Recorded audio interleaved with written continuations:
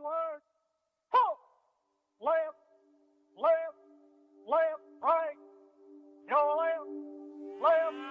Left. Right. Bound on. Bound on. Arkansas boy with a lifelong plan took the oath like his old man, then turned around proud and shook his hand. L.A. kid stood right behind, took a deep breath and signed on the line, while tears streamed from his mama's eyes. They hopped right up on that Greyhound bus, swapping stories. They laughed and cussed, and they talked about the girls that they loved. They made a pact, shined up their boots, got the call before it hit the news. No clue what they were about to do. Good afternoon, ladies and gentlemen. It is Wednesday, 3 p.m. Eastern. Welcome to the Finish This Fight Hour. My name is Glenn Baker. I'm your host. We've got a pretty special show today, and I want you to understand this. The greatest power on earth today is not the military or money, y'all. It is control of information. And you've noticed that. I mean, you've got to notice that unless you're living underneath a log. Right now, big tech decides what you're allowed to see, what you're allowed to say, and even try to control what you're allowed to think. It's crazy. And the same digital authoritarian model that's used by the Chinese Communist Party it's being quietly exported to the rest of the world, y'all. This is something, I've said this for years. In fact, when I released the song, Finish This Fight, there's a line in that song that says there's a war going on that we cannot see. And it's happening all around us. Well, it's happening today through digital authoritarian model that's Chinese Communist founded. Today, I'm joined by Janice Trey. Now, she's the board chair for the Epoch Times and NTD TV. And y'all see me. I've been interviewed on that NTD many times. And she's here to expose how the system works, how big tech sponsorship is shaping reality, why secure platforms like SafeMeet matter, and why the most American president that we've ever had should tell Xi to tear down China's digital firewall, y'all. This is not about politics. I don't care. Left, right, center, doesn't matter. This is about whether free people stay free. And y'all need to understand, if you're just waking up or if you've been awake for a while, you need to realize this country and this world doesn't have the freedom that I fought for, that I thought we had. And we need to stay aware. We need to be willing to fight for it. And it starts right now. Let me introduce to you my guest today, Janice Trey. Hi, Janice. How are you? Doing great, Glenn. Thank you for having me on your show.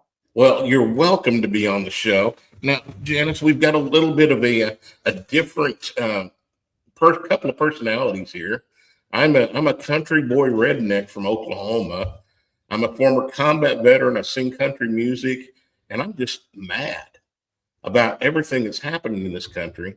Janice, you've got a different background. You came from communist China, but you also endured some things in communist China. Can we talk a little bit about your background before we go into what you're working on right now? Sure.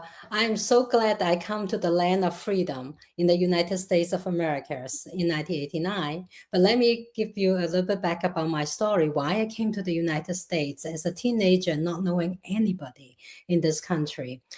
I was born and raised during the Cultural Revolutions in a forced labor camp simply because my parents were engineers. So we were sent to a very remote part of China. I was a child laborer, first grade, second grade, third grade, growing sugar cane for the school and pick up crops drop on the field because they use hand tools during harvest seasons.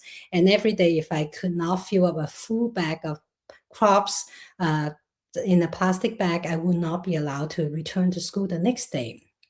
And the school was located 1.5 hours by walking through cemetery, crop fields, climb the hill. The school was on the other side of the hill. When I carried fertilizers almost heavier than myself to the top of the hill to grow the sugar cane.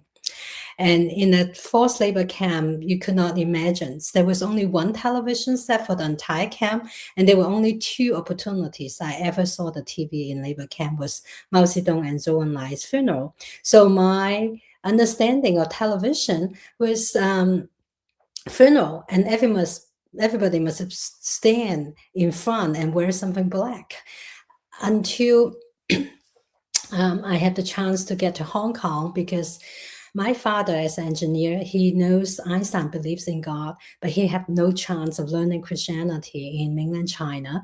So he sent me to Hong Kong, to where my grandfather was. My grandfather was a successful banker. He owned his own bank. My mom, rode with chauffeur, took her to school during her childhood. But because communism came to China, they robbed my grandfather's bank, robbed his antique collection, his art painting collection. So he fled to Hong Kong and restarted from a guard in a factory, so he could live and work 24/7. So when I got to Hong Kong, that was my first experience to see televisions. Wow. Reportings, their cartoons. It was like totally different than the television that I associated with funeral and dressing in black. Janice, let me stop you right there and we can continue in a moment. I'm absorbed.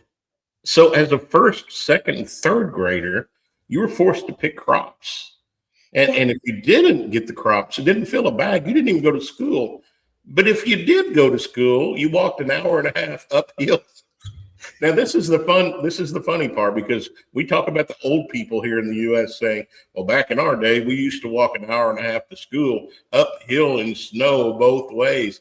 You literally walked uphill 1.5 hours to school when you got a chance to go.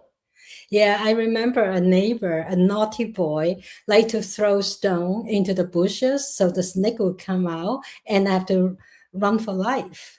It wasn't funny. I mean, there was very, very rural area.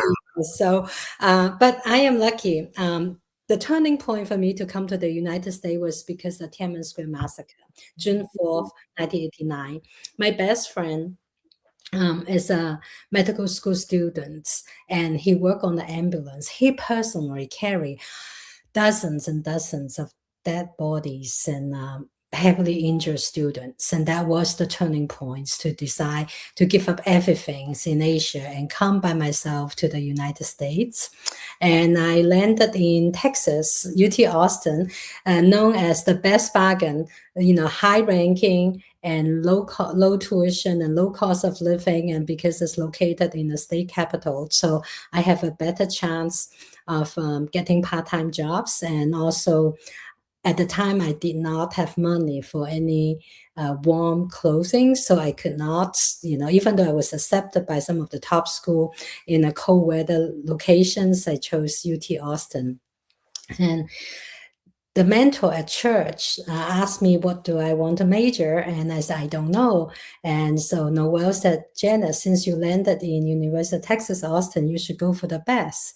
The accounting program is ranked #1 in the nations. And as an international student, you should pass your certified public accounting exam as soon as possible. And the big A accounting firms will line up for you and give you jobs. And then you can change to do anything else you like afterwards.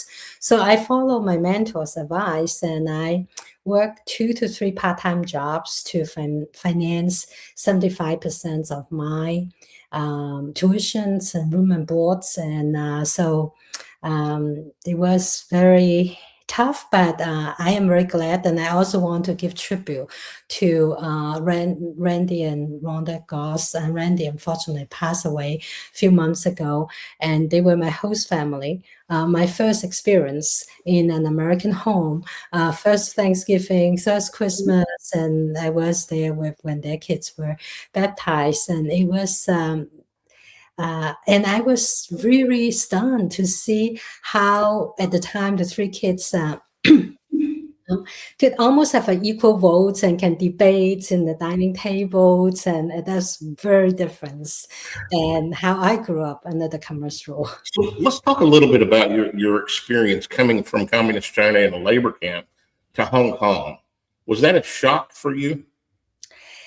Yeah, I was in Hong Kong. At the time, my language proficiency was very low. I mean, when I went to Hong Kong, that's when I started learning was apple, was orange. And then, there was textbooks in English that I spent almost 3 hours every day flipping through dictionaries to get the Did you grow up speaking Mandarin? Was that? Yes, so the Chinese only. So I did not know English, and so it was challenging. But I love the British colony. I mean, that was where I get to meet, people from all walks of life. And Hong Kong is kind of a melting pot. Lots of tourists, lots of, and also the British law. And I would say I appreciate more later on, because in China, there's no rule of law, but in Hong Kong there is, and at least at the time there was, before 1997, return to China's ownership. So, okay, coming from Hong Kong then to the great state of Texas, was that another culture shock for you? Yes, when I came to US, I did not even know the word like buckle up, because I never ride on a private car. It was only like public transportation. Really? You had never been in a private car? Until I came to the US. And How old were you when you came here? I was 19, and it was and I did not know how to drive. I mean, being first time on a private car, and then eventually I learned to drive, and so that I can take part-time jobs. And my first my first three cars are all under $1,500, and the cheapest one's $450 because I cannot afford.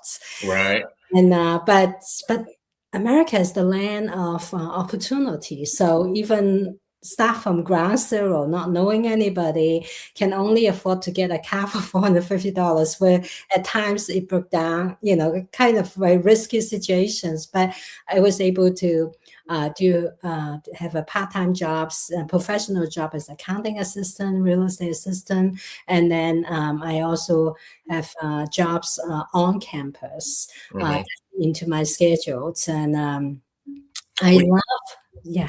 Your job probably here was very easy compared to picking crops in the first, second, and third grade.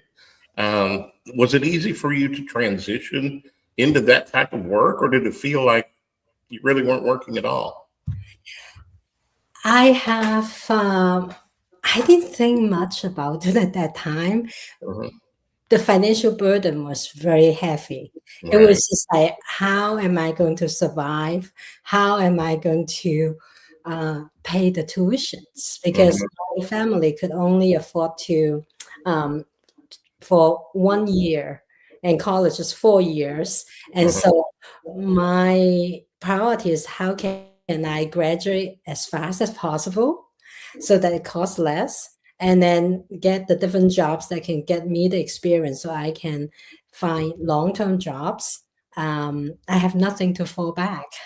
And let me share with you, at the time, I only have enough money to make 3 minutes call every week, because they charge 3 minutes anyway. So my brother on the other side of the phone was counts that have 30-second left, 15-second left, 9, 8, it was that countdown. And it was just, but every week's call was so precious, and I didn't see my family for years.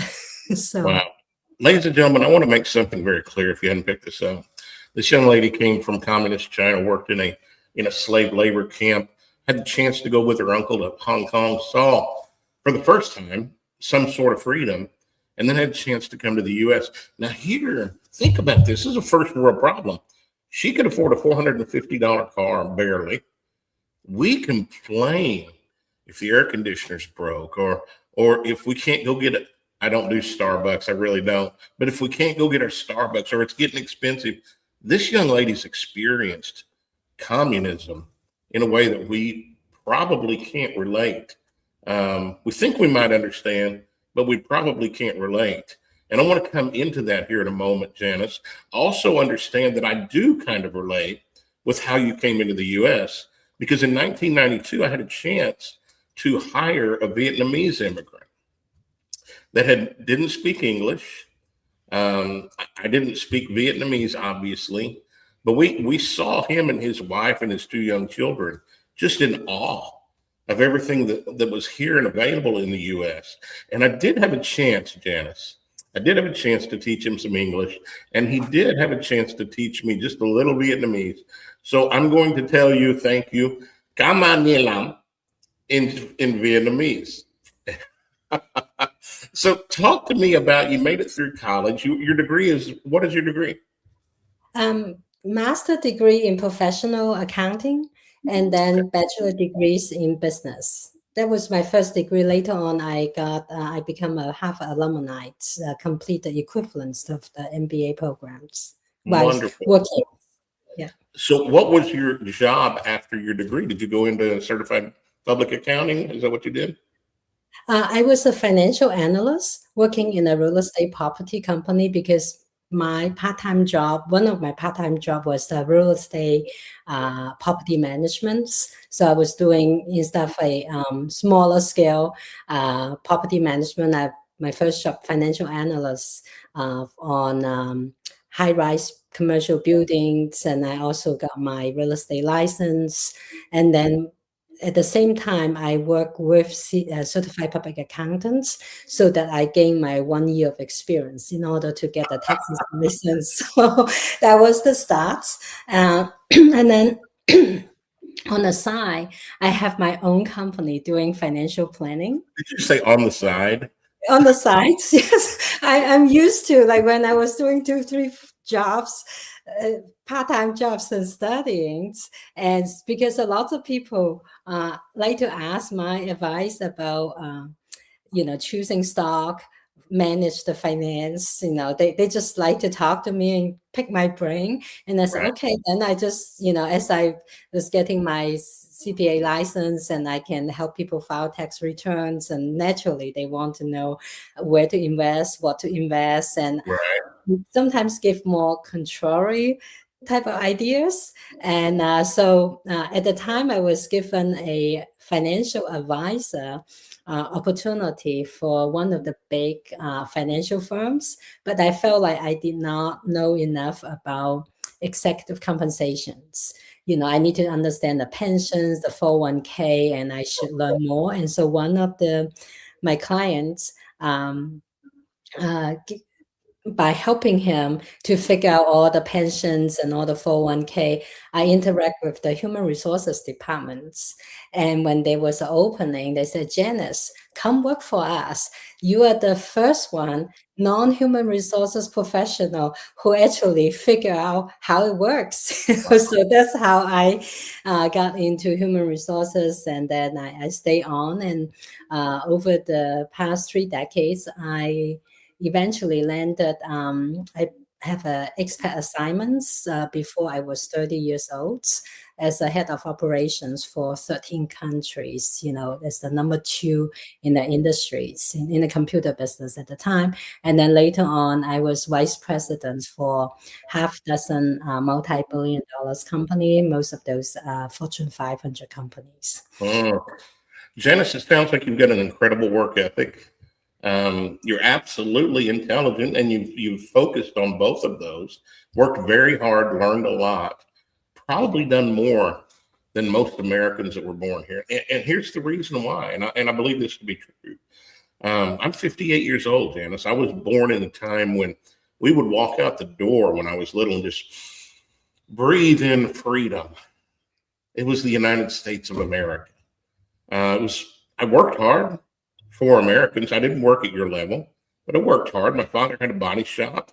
I was working on cars when I was 8 years old. I learned how to work. But I don't think I could ever use that phrase that I was a good worker or I had learned how to work at a young age after talking to you, because I had no clue what it meant to work the kind of work that you did as a child, and then have that same work ethic came with you when you came into America. So let me congratulate you on not being a victim, but being a victor. And I'm proud of you for what you've done. So thank you very much. Thank you, Glenn. And I hope that, in fact, recently I spoke at a women conference. I want to encourage, other girls and ladies and women, there's like abundance of opportunities. So don't underestimate oneself. This is the land of opportunity. Just need to work hard. And I will share a few tidbits, maybe. I would say being considerate, always think of others first, and willing to travel the extra miles, be resourceful. I often have more people knock at my door, want to pick my brain, because I tend to come up with more creative, innovative solutions that they not anticipate, and always be helpful. So what goes around comes around, and I have no expectation, but a lot of opportunity came to me because of the referrals. Others were watching, observing me while just like doing my work, and yeah. Well, I appreciate the advice, and it's great advice. We're humans. A lot of times we tend to be selfish naturally, and it takes a little bit of a push or an observation to realize that, you know what? Yeah, we need to put other people before ourselves, and that's just the way God works. God Himself says, "Do unto others as you'd have done unto you." That's very biblical. So thank you for those words of advice. Let's move on a little bit, and I want to get into the things that we have you on here to talk about. Janice, you came from the CCP, you came from communism, you've seen it. You went to Hong Kong, you saw a form of freedom. Came to the U.S., you've observed freedom. You've taken part in that, and you've actually been a key developer in getting that freedom and the news and the words of freedom out. Talk to me about what you see taking place right now, Janice. Tell me about your thoughts on what's going on in this country. Unfortunately, since the COVID lockdown, you see censorships so obvious, right? People cannot go to church. How come people can go to certain type of big box retailers but cannot go to church? So I see that the freedom is being taken away. And I see that, statues being destroyed, and a lot of organized protests, not organic protests. There must be someone behind that.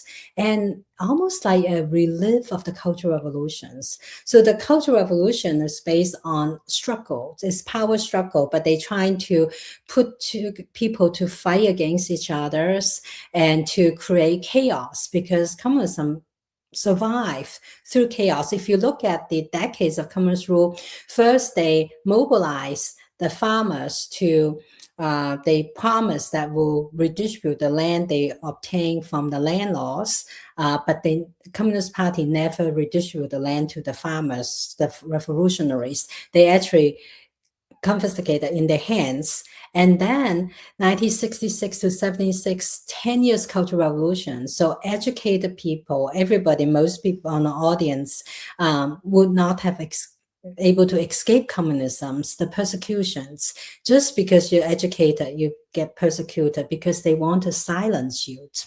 Then 1989, the Tiananmen Square massacre, the students have no weapons, but they were crushed, they were killed.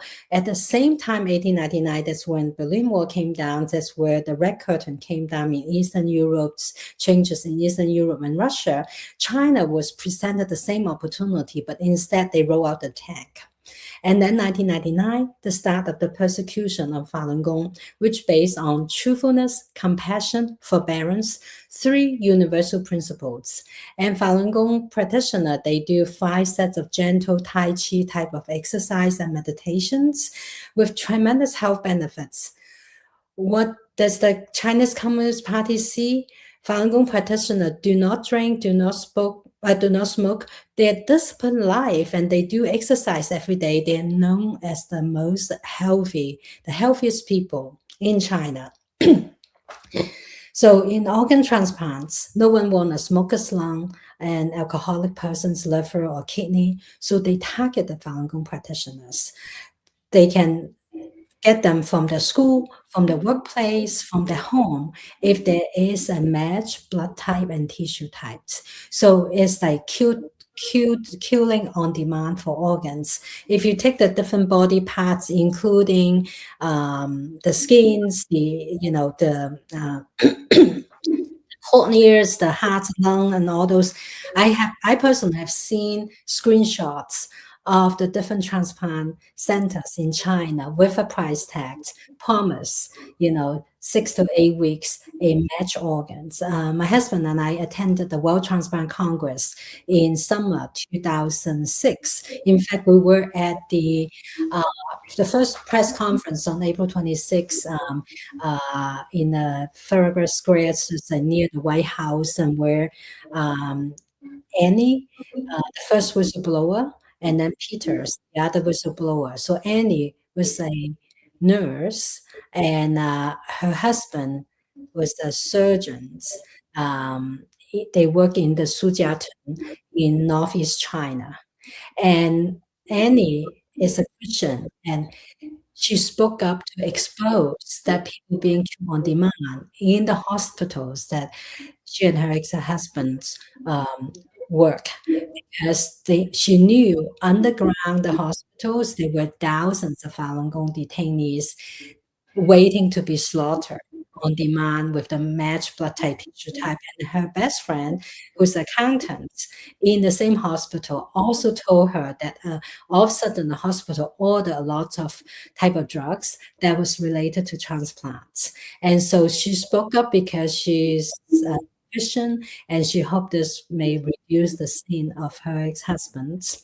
And when I went to the World Transplant Congress in summer 2006, I ran into transplant surgeons around the world. One of them is Dr. Wei Liu from Tianjin Oriental Transplant Center. I asked Dr. Liu, I said, what's your specialty? He said, liver. I said, how many liver transplants you have done personally? Over 2,000. I have no idea how many. So I went around and asked transplant experts from Europe, from Canada, from different countries, and no countries have that many. And then the next day, I saw the Chinese transplant surgeon disappear, and I sat next to a researcher from Hamburg University who's Chinese, and I said, where did those transplant surgeons go? Last night they were all at the reception. Oh, they were picked up by the pharmaceutical companies to Disney, to Hawaii. And I said, why are you still here? I said, oh, I have a poster presentation. I asked him, this researcher, I said, where's the organ source? So he told me, you go outside the Boston Convention Center. He said you get your answer by walking out to the main entrance. So I went out, and I saw screen prints of the different transplant centers. I saw the price tags for the different organs and the matching blood type, tissue types. And so my husband and I work on this to trying to stop forced organ harvesting for the past 2 decades on a pro bono basis. And my husband is a physician, Caucasian, and he felt like medical ethics is totally breached. People are being killed on demand. And the dangerous part is if Communist Party will kill people on demand for organs, they would not respect the life of the organ recipients, the patients, because they are about making money. So they may give you a mismatched organs take your money, and then afterwards you won't survive long. So this is a huge risk.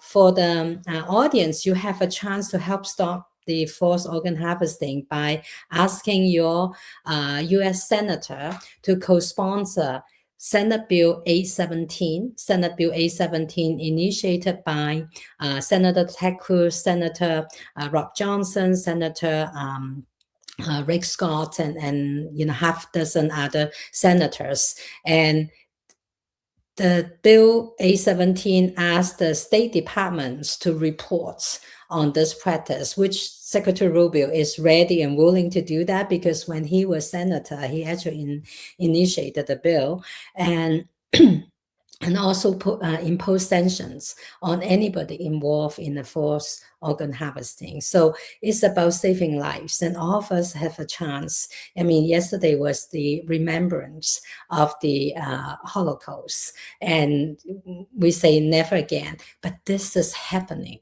It's similar to killing of the Jews and putting into the chambers and doing all the testing, and now killing people on demand for organs is happening. And Xi Jinping actually talked about it.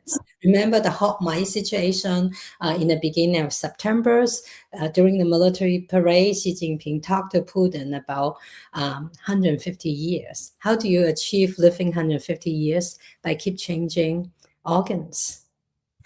See, Janice, my question was a little bit probing. I wanted to talk about the CCP and the communism that you saw and how you see it coming here, but I didn't expect that answer.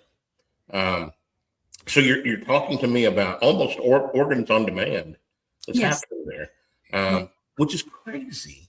Organs on demand, which means their people are really cattle. They're not people in their eyes. And it's happening right here, or it's happening right now in this world, but y'all, it's happening right here too. I've got many friends in this world, and one of my friends was on my show last week or the week before, maybe the week before, and his name is Craig Sawyer. And Craig is a Navy SEAL, SEAL Team 6, rescuing children from child sex trafficking. Ladies and gentlemen, there's 350,000 children that disappear from every year in this United States. They just go away. You don't find them walking down the street somewhere and say, oh, we found one. They just disappear. Here's what they're used for. They're used for sex trafficking. They're used for labor, and they're used for organ harvesting.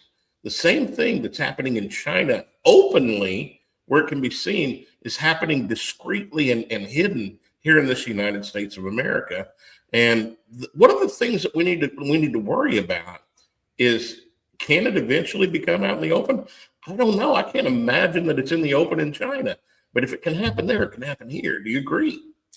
It's the CCP used the secret police stations outside China as in coordinations of that. And I have met people in United States who have direct knowledge of the, including people in the Flight Attendant Association who have seen trafficking. They know those people were unwillingly on the planes. And I also have met with people from hospitals in the Latin Americas. They brag about, the state of art equipment. They do transplant, how many transplant numbers they can do.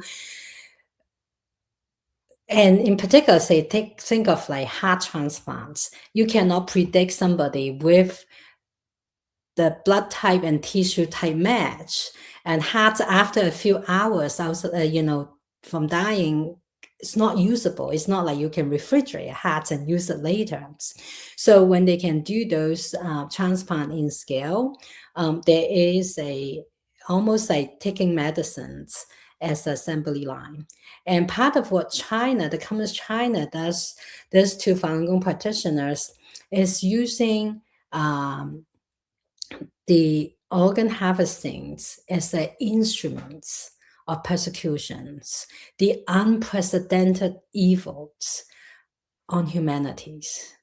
And for Americans, we have to be careful, because when post-transplant, say there are many Americans who went to China to get a transplant, and I've met a lot of transplant surgeons in the US have cared for them afterwards, because once you have the transplant, you need the medication for the rest of your life.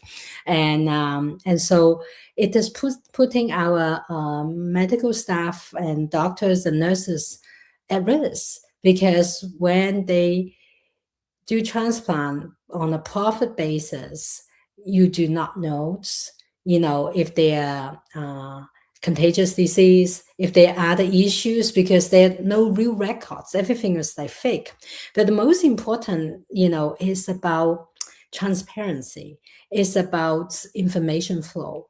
Why China is able to do that for so long, 2 decades, because of the information censorship.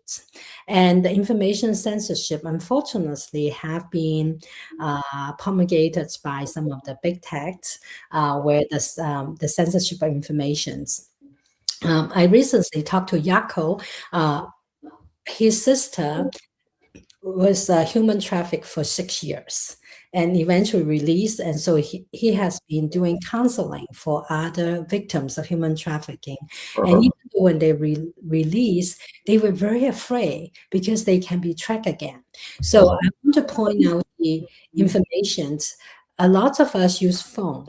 Phone has a location tracking, and that's very vulnerable, and phone is very easy to hack. And that's why I would like to introduce SafeMeet. SafeMeet is the tool that SafeMeet, and SafeMeet is a tool that does not use phone number. All you need is just a email to register, to verify that it's not a bot, and then also inform you with any updates. And SafeMeet is a very easy to use. What it does is it combines phone call, file sharing, video conferencing, and also texting all in one app. So a lot of vulnerabilities, you jump from one tool to another, but when you have one tool. And the encryption technology is the true end-to-end encryptions, which requires only, and the way it designed is only the user has the information on the user device, meaning no one else. SafeMeet cannot access your content, and there's no backdoor. There's never a file or content sent somewhere else. You may have seen the latest litigation that Bloomberg just reported about the breach in Safe Chats, the breach in WhatsApp, where information shows that, how come someone unable to use those files, in the litigation? So because there is a backdoor, there's a way redirect. So people have the false impression that it's a true-to-true encryption. It's not. But SafeMeet is a true end-to-end encryption. And that is very, very important. It also does not use cell phone tower, because it does not use phone. So a lot of the cybersecurity hackings could hack into the cellular companies, their routers, because a lot of the infrastructure could be outdated. So they could just attack at the equipment basis. Let's talk about that in just a moment. On SafeMeet, I want to hear a little bit more. I also want to talk about the war on information. You mentioned earlier that you saw some big changes take place during COVID. I call COVID the biggest test of obedience that the world has ever seen. Mm-hmm. They just tested the population over and over. You must stay 6 foot apart. It's for the greater good. You must wear a mask. It's for the greater good. You must not go see your grandma. It's for the greater good. It was just a test, continuous test to see how far they could push us. And that's when we really started paying attention to the propaganda that was being pushed and the information that was being controlled. And I want to come to that in just a moment, Janice. I want to take a real quick break and talk about my mission and what we're doing and why I'm even here. God's called me to do some things as well. We're going to take a real quick 1.5-minute break. I'd like to show a little video, and then when we come back, I'd like for us to chat about the information war and how SafeMeet is going to help beat that. Is that okay with you? Certainly. Thank you. Hang on tight, guys. I want you to take a look at this.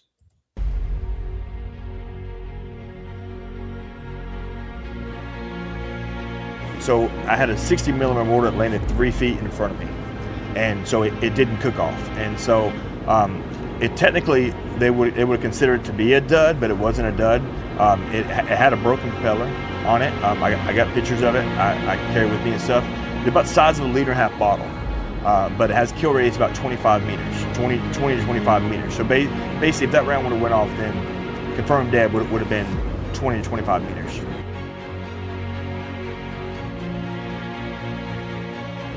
Been 31 months since I've been able to stand on even with a brace or being able to take one single step. So it's been 31 months to the day yesterday. And then God leaned in and he said, you know what? You're going to do a foundation.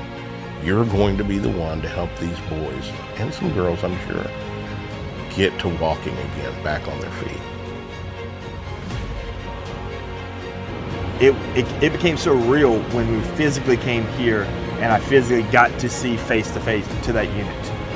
And knowing that, I mean, like I said, it's pretty much like an avatar. I felt like I, plugged in and we became one, like I was breathing with it, it's just incredible. I mean, I can't even imagine, I can't even describe the feeling that I had. But like, it was like deep down inside of me, it's like, you know what, I felt like I can fight again. I really am able to stand again, and I'm like, I can do this.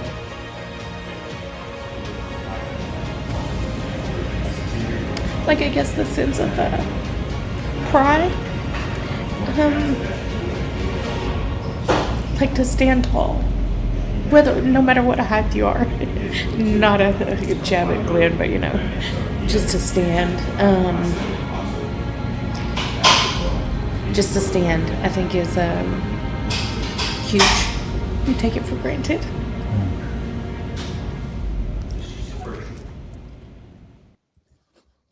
Wow.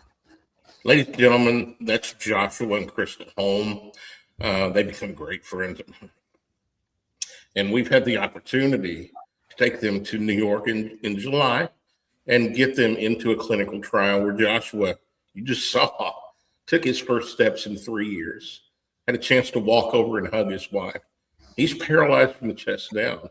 Short of some miracle, he'll never walk on his own again. But we're going to have an opportunity now to go to Dallas in February. And he's going to be trained on the take-home model and going to be the guinea pig while they're going through FDA approval. And we are relaunching that fundraiser. So if you have an opportunity and you have a few extra bucks, just go to givesendgo.com/finish this fight and help us to help him. And he's just the first. From this point out, we have 100 exoskeletons that we want to give to our veterans over the course of the next 18 months. It's a lot of money. It takes a lot of effort. So givesendgo.com/finish this fight. And I appreciate y'all taking care of that and doing that. You've always been helpful, and I thank you for that.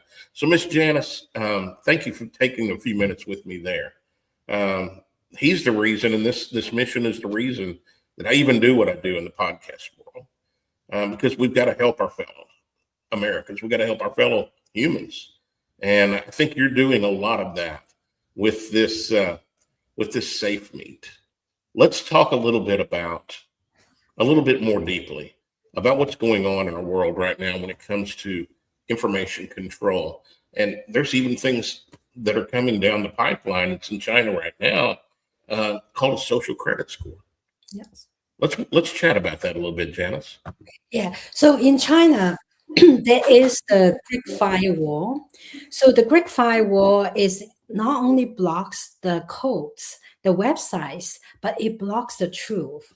So if you type Jiang Zemin in China in a search engine, you have 0 searches. How could that be possible to have 0 searches? The former head of the Communist Party, the head of the states, the head of the military, because they have not figured out an algorithm to only produce good news. So they have 0 searches.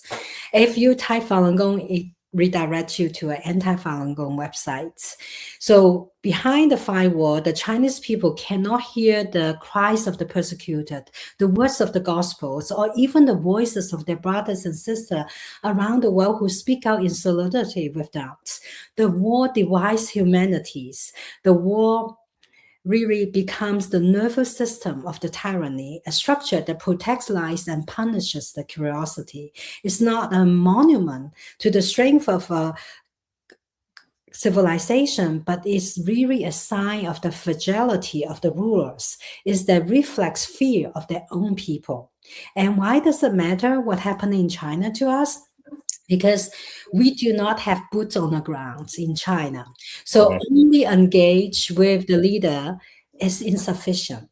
You have billion plus people and only a few leaders, and the leaders come and go. And you saw the vice chair of the militaries had been purged, and so it's like out of the 7 highest military powers, only 2 left. 5 had disappears, purged, and so leaders come and go. You will not know how long maybe she have limited times. So engagements need to go deeper into the Chinese people, and the connection with them is very important. What do Chinese people want? They want the freedom that America has. They've been sending the children to be educated in the US. They may even send the wives to get the residency here. They want the freedom that you and I all enjoy here in America. Well, So- Janice, I think the entire world wants Yeah. the freedom that the United States has been the bastion of freedom for many years. Absolutely. What concerns me is we're heading in their direction instead of them heading in our direction. We're seeing our freedoms start to be trampled on. We saw that through COVID. We mentioned that just a few minutes ago. And CJ responded with, he was so disappointed with the human race during COVID. And I was as well. I'm going to be honest with you. I was as well. I remember when it took place. I remember my first scheduled concert. I came back to music at 52 years old after being gone for 19 years. My first scheduled concert was March 28th of 2020. March the 23rd, the world stopped. Fort Lauderdale shut the doors. And in my mind, Janice, I'm thinking, America won't put up with that. 2 weeks, maybe a month, and it'll be over. It's still ongoing. Now, not to the level that it was in 2020 and 21, but it's still ongoing. What's it going to take in the U.S. for us to realize we're not invulnerable? We can be compromised. This freedom can go away. You've seen it on your side. You see it happening right now. And the same thing, I believe, maybe not the same firewall, but the same thing is taking place in Iran right now. Talk to me about that. Yeah. So if you look at Iran, right before they started killing people, what do? They cut off internet. They cut off cell phones because information is the crucial element for freedoms. When information flow are disrupted, being taken away, that's very risky. And so having the information freedoms is critical to religious freedoms. And we all believe that we're created by the creators. And if we don't have the information free flows, people cannot make informed decisions. Business cannot make informed decisions. And so it's really a global threat. China has used many tools, whether it's TikTok, whether it's their WeChat, a lot of the cyber tools that they use to spread the propaganda on American soil. So let me give you examples. The transnational repressions, specifically ordered by Xi Jinping since October 2022, was to export their repressions spread globally through subversion, deception, unrestricted warfare, and the erosion of moral and religious traditional boards. CCP used propaganda, misinformation, disinformation, and they amplify through online campaigns, through some of the influencers, and even contaminated the Hollywood films. And as you know, many of the even the cinemas were owned by Chinese, and so they dictate what type of films, and they force the filmmakers to remove, so-called sensitive information and the legacy media. To give you an example, New York Times reporter Nicole Hong published over 10 articles in an 8-month period of time attacking Shen Yun. Shen Yun is the world's premier classical Chinese dance with a live orchestra, displaying 5,000 years of civilization and traditional cultures.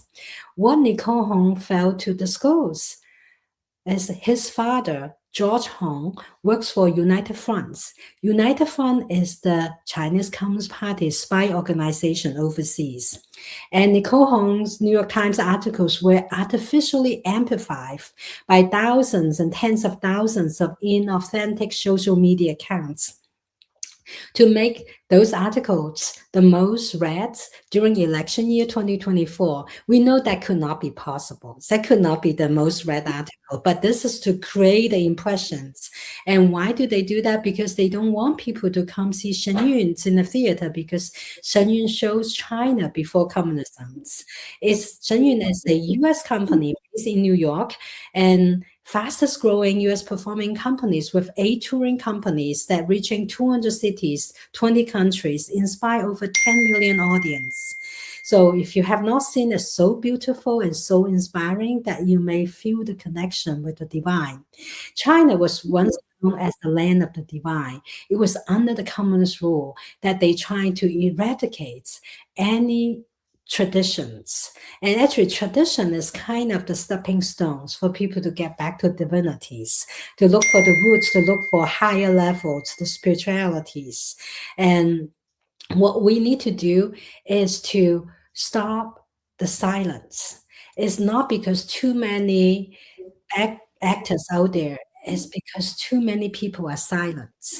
When they see something, they are silent, they don't speak up. And so those actors will use the pressures, use the disinformation, misinformations, and to create fear. And when people live under fear, and we do have opportunity, we can ask President Trump to demand President Xi to tear down the Great Firewall. Because the Great Five distorts market, manipulates information, and enables cyber warfare and propaganda against free societies. It's really just shielding the Communist parties from moral accountabilities. And as we know, they have export their influence into university, into media, into corporations. And we know freedom cannot coexist indefinitely with such a fortress of controls. And we know when President Trump speaks up, the persecuted will listen with hopes, not only in China, but around the world. The Great China Firewall does not only block codes, it blocks solidarity, it actually cuts humanity off from itself. So only moral leadership can reopen the channels that make mankind flourish again. So the call for the fall of the firewall is not an act of aggression, it's an act of hope. Just like the Berlin Wall came down, we can ask them to take down the firewall. And so people informed decisions and to restore the free exchange of ideas. And so brothers and sisters around the world can be connected. We can stand in solidarities, and we also make informed decisions at every level. Many people think, well, China is so far away. You may not know that your 401k money, even your 403 money, possibly directly and indirectly invest in China one way or another. And our supply chains, many things that you mentioned about body shops and mechanics, parts, some parts, maybe a school make in China, but if there's a shortage of those components, the car have to take on and off the assembly line. So we are living in such an interconnected world. For freedom, for truth, and for the persecuted, we shall not be silent. Janice, you made some, and I appreciate all of the statements. I appreciate everything that you said. You made some statements that have got a very strong parallel, though, to the U.S. and what we're going through. And I'm not sure if you're familiar, a lot of people are not, with the Smith-Mundt Act. So this law was written into law, I can't remember the exact year, but it was in the 40s, where it was illegal for media to be used as propaganda against its citizens in the United States. We didn't have to worry about that. When it was on the news, it was as much truth as they could tell us, or if it wasn't truth, it was not on purpose. In 2014, President Obama repealed that part of the Smith-Mundt Act, and it's now legal for our country, the United States of America, to use propaganda against its citizens. So when President Trump talks about fake news, and that what he's saying is you need to be careful what you hear and what's being told to you through the news, because now it may not necessarily be news. It is legal for propaganda to be used against us. What you're talking about, Miss Janice, is the same thing that China was using against its people, is repealing history and taking and using propaganda to hide and reform its subjects' thought patterns. The same thing has happened here. Are you aware of the Smith-Mundt Act? Yes, and it's very sad that right now the big tech, because they almost have the free hand to do things. I mean, they suppress. And let me give you an example. Epoch Times and NDD TV, we publish in 23 languages, 35 countries. Every day we reach, over 5 million people, between the subscription or newsletter, so on and so forth. And we've been demonetized. For example, our programs like the Facts Matters, the American Thought Leaders, and Crossroads are flagship programs on YouTube. It's broadcast, there were ads inserted by Google's, but we do not get the money for it. So demonetized is trying to make us not grow. And even Facebook's for, NDTV has as much as 60 million followers. And then they stop taking advertisements from us because they don't want us to grow. We were growing like 17,000 new subscribers per month. And so we have to be aware of, there are tools out there, there are companies out there that not truly stand up for freedoms, not truly enable American companies, both Epoch Times and NDTV are American companies, nonprofits, and we focus on truth, tradition, and hope. Our journalists have been experienced a lot of threats, and even me personally have experienced the death threats and multiple attempts in trying to attack me. And but that will not silence me. It's actually make me even speak up more frequently and bolder, because evils need to be exposed. The truth need to be told. And so for those who have not yet subscribe to theepochtimes.com and ntd.com, and you can always rely on us with firsthand, timely, truthful reporting. Let me brag on NTD real quickly. I have been featured on your News Source show a few times. Very fair reporting, very truthful. There was nothing that we talked about that was manipulated or edited or anything. It just was what it was. And NTD is doing a great job. And obviously Epoch Times, I've known about them for a long time, doing great work. Y'all, there are very few organizations like NTD and Epoch Times out there. There's a few, but very few. And if you know the truth amounts to this, that 90+%, and I've heard it said 92, maybe 96, not sure the exact number, but let's call it 92 even, percent of media is owned by 6 corporations. And it's people like BlackRock and State Street and those kind of people who, oh, by the way, they own each other. So they're all intermingled, and they're the ones that are controlling the flow of information and what's actually out there. Here's how you know that. When you see 5, 10, 20, 30 news sources on the same day come out with the same talking line, word for word for word. That's not happening on NTD. That's not happening in Epoch Times. Y'all go to these websites. Epoch Times is at .com, I think, epochtimes.com. And NTD, what is the website? At ntd.com and theepochtimes.com. And because we are nonprofits and our funding is really from the subscription, so we only answer to the subscribers. We are not manipulated. So we cannot be controlled or manipulated by the billionaires or by big corporations, because we stand up tall, stand up for the truth, because everyone deserves to know the truth, and truth will survive. Well, here's what it takes. It takes for people to stand up and say something. It takes people to stand up and do something. I am seeing more of that today than I saw 4 years ago. I'm seeing way more of it today than I saw 7 years ago. Thank you, people that are watching, for taking a stand and doing something. And people say, well, Glenn, what can I do? I don't know, honestly, what you can do. I don't know. I didn't know what I could do. I'm going to tell you, a year and a half ago, I wrote a song, and I thought that's all this was going to be. And now God has turned this into a movie. He's turned it into a podcast. He's turned it into a foundation. What God is looking for in people is the willingness to say, here I am. Send me. Let me do it.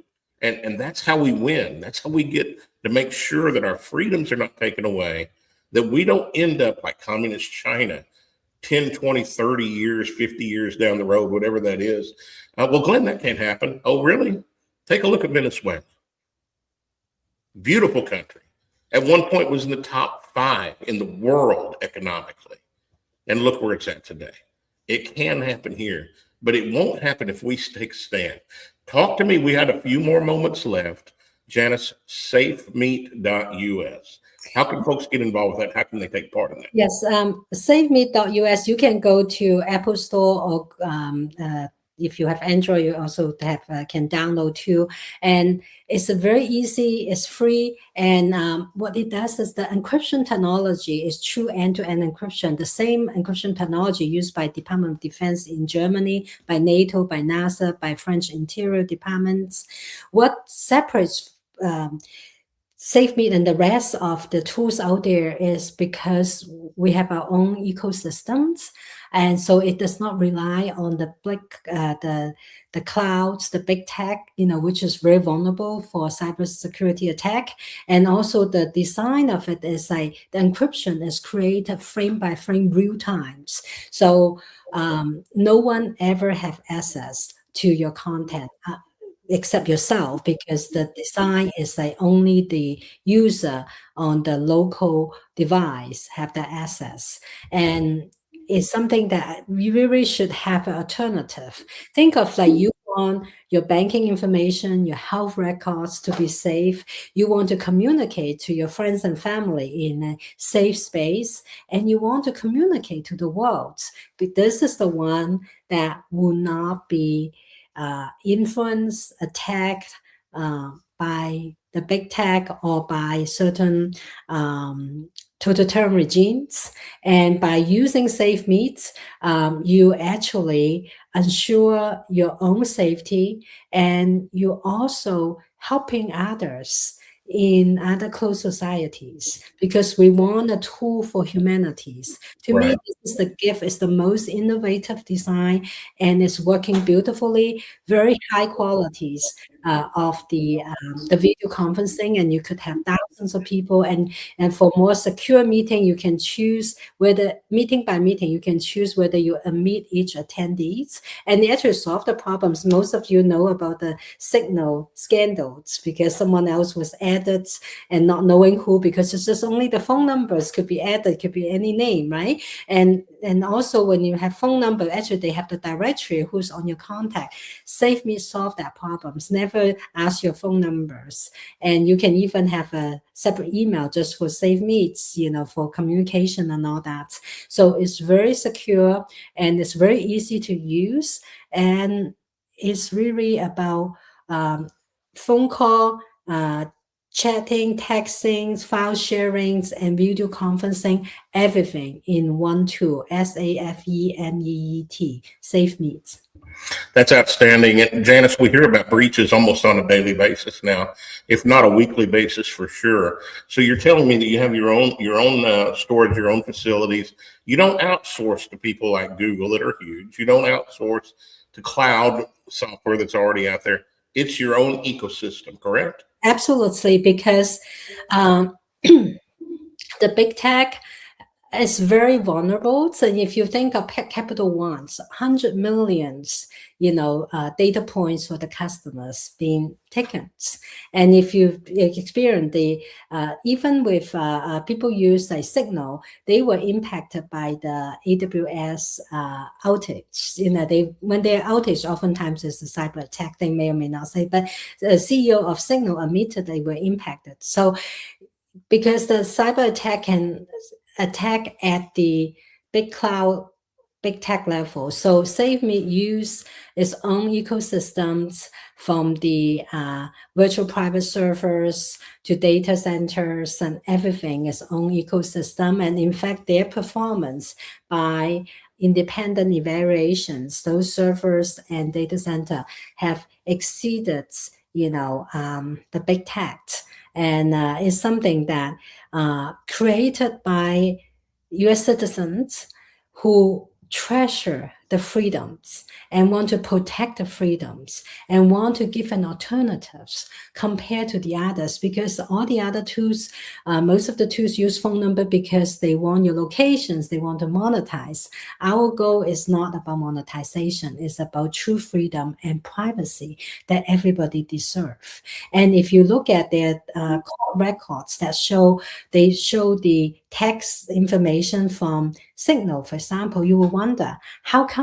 If the text information can be exposed through litigation, that means somebody able to get to that content. And this never happened with SafeMeet. And the most recent one, as I mentioned in the beginning of the programs, that Bloomberg has recently published, through the litigations, you see that there's a backdoor, WhatsApp claimed a backdoor there could be a backdoor weight. And so some of those, most of the Microsoft Teams, Zoom, or Google Meets, the standard security settings does not have the true end-to-end encryptions, but SafeMeet has. And the way in encryption is frame by frame and it's real times, and only the user have access. So even SafeMeet staff have no access to it. And even governments trying to get to it because government cannot have that local key.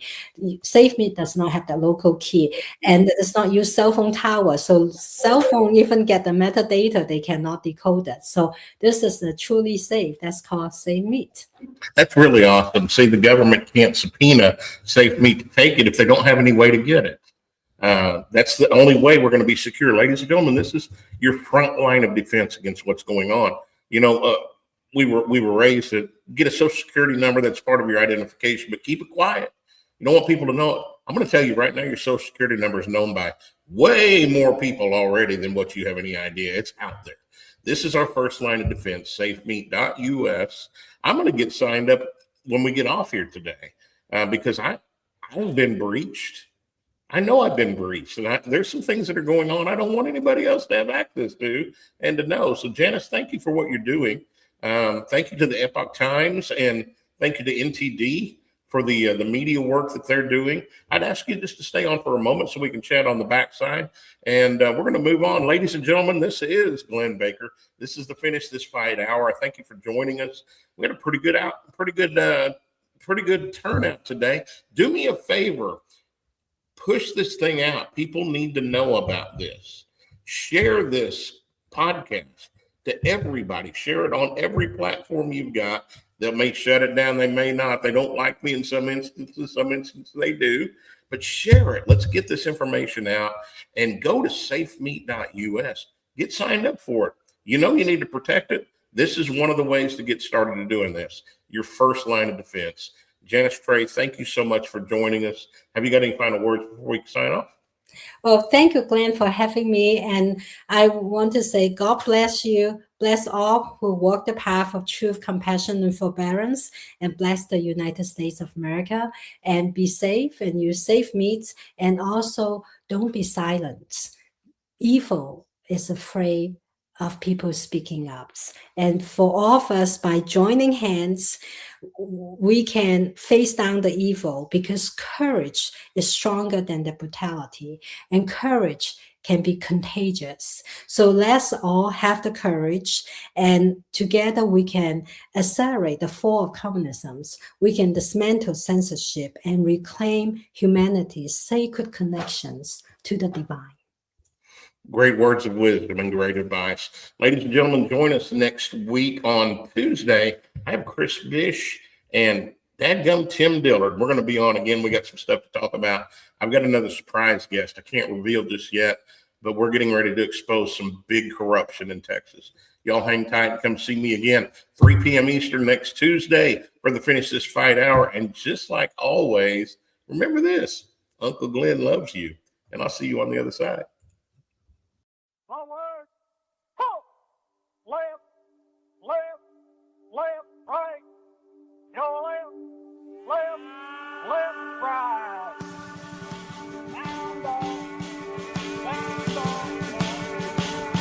Arkansas boy with a lifelong plan took the oath like his old man, then turned around proud and shook his hand. L.A. kid stood right behind, took a deep breath and signed on the line, while tears streamed